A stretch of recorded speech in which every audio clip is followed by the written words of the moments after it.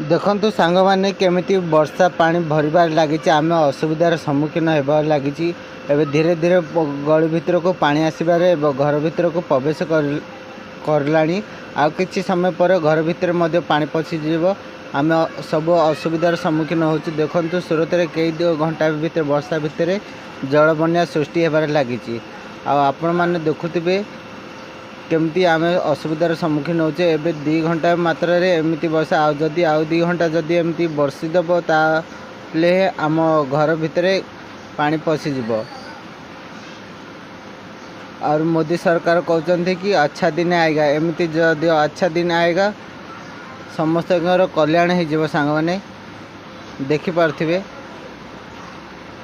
केमती बन्या जल सृष्टि होबार लगी।